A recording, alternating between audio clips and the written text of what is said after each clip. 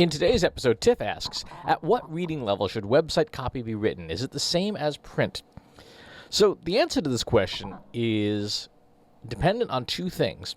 The first is what readability tool are you using? What measure are you using? And second, what audience reading level do you have? What does your audience read at? So there's a bunch of different ways to tackle this. Let's talk about the algorithms first. There's 5 major algorithms for readability. There's the Flesch-Kincaid grade level algorithm, which is essentially the number of words divided by the number of sentences minus the number of syllables in the words divided by the number of words. All these algorithms, by the way, are done in software. You don't have to implement any of them yourself, but you do need to know which algorithm your software is using. And a lot of the times, software will not necessarily tell you up front. You may have to ask the developers, but you're going to get different answers depending on the algorithm that's been used, and different algorithms are appropriate for different use cases. Second is the Gunning-Fogg index. This is words divided by sentences minus complex words, which are 3 syllables or more, divided by the number of words. Gunning-Fogg was intended for things like healthcare, and the same for the following measure, because you're looking for it to try and reduce the number of complex words to make something more readable. The next one is called SMOG, and this is a simple measure of gobbledygook, which is a simplification of Gunning-Fogg. It is simply the number of complex words divided by the number of sentences with a minimum of 30 sentences. Now, there's actually a bunch of tuning parameters that go into each of these, but again, the software you're using will have done that. I'm just giving the basic idea behind each of these algorithms. The fourth is the automated readability index. This is the number of characters divided by the number of words plus the number of words divided by the number of sentences. And the last one is the Coleman-Liau index, which is character-based, and that is the number of letters divided by the number of letters per 100 words minus the number of sentences per 100 words. Coleman-Liau was invented for machines, essentially, reading scanning. Of these different measures, the one that folks tend to use a lot when they're developing tools is the Flesch-Kincaid grade level score. But it's not necessarily the best choice. And the reason for that is that if you're trying to reduce word complexity of reading, it's those big polysyllabic words, those overly complicated words, long syllable words, that can sometimes mess up reading level.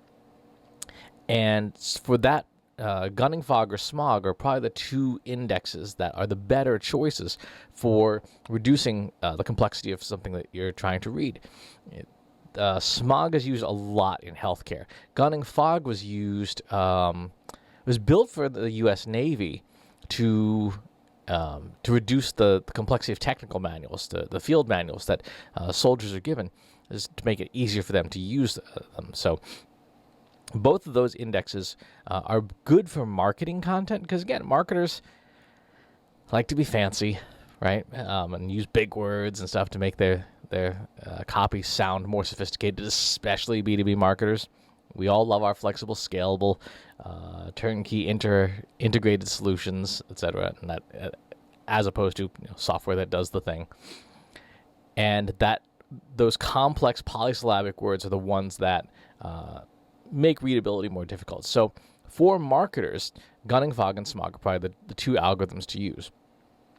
So you'll want to check what algorithm your software uses. Now, how do you determine your audience? There's a couple different ways you can do this. Number one, if you have access to your customer service inbox or reviews written by your audience, things like that, you can copy and paste a whole bunch of them together and get an overall average readability level of the way that your audience writes. The other way is to use social media monitoring software. If you have a list of known customers, for example, like a Twitter list, you would put that into your social media monitoring software and then extract out from that data the publications that your audience shares the most. Go on to each of those publications, take a random sample, like 10 articles from those publications, put that through your readability software, and that will tell you, your audience is consuming and sharing content at, say, a 6th grade level or an 8th grade level. That way you can dial in on exactly where your audience is based on the stuff that they're already sharing.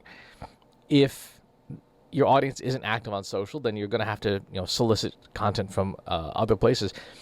A good way of doing that, again, is asking people on intake forms or on customer service calls or in surveys, hey, what publications do you read? What newspapers or news sources do you read? What books do you read? That will help you, again, dial in and calibrate on where your audience's reading level is based on their media diet. Once you've got that, then you can start making content that's appropriate to the grade level that people are at. The other thing that you're going to want to do is you're going to want to measure carefully. Readability is a metric. It is not necessarily an outcome. So one of the things to do is to look at, run an attribution analysis at the page level across your web copy, and look for the pages that convert the most, and then measure the readability scores, and then do just a simple regression analysis to see, is there any relationship between readability and conversion capability? There may be, there may not be. If you run that analysis and there's no correlation, then is readability a problem? It wouldn't hurt to dial things into where your audience is most comfortable, but if you find that, say, your top converting page is written at a substantially different grade level than your least converting page, and there's no logical relationship between the two, then don't invest a huge amount of time in changing the readability of the rest of your site. The thing to do would be to set up an actual experiment, like a clinical trial. Take 10 pages take 20 pages. 10 of them are going to be ones you're going to modify the reading level. 10 of them you're not going to modify the reading level. They should all be roughly about the same level of conversion power within your analysis. And then once you've made the changes, observe and see if the conversion power changes over time because you made those readability changes. Don't change anything else. Just make sure it's 10 and 10 each. One's a control, one's the experiment, and see if readability changes make a difference. If they make a difference, great. Then even after a couple of weeks, right, that readability is actually important to your audience. If nothing happens, you probably don't need to spend a whole lot more time on it. But I would run that test. So your steps are, first, identify the media diet, choose the algorithm that you're going to use, then assess your site, look for that relationship, and if there is a relationship of some kind, then set up a test and test and improve 10 pages and leave 10 pages alone and see how they interact. Readability is part of natural language processing. There's a lot of fun things you can do with it, but that's for another time. If you got follow-up questions, leave them in the comments box below. Subscribe to the YouTube channel and the newsletter. I'll talk to you soon. Take care. Want help solving your company's data, analytics, and digital marketing problems? Visit trustinsights.ai today and let us know how we can help you.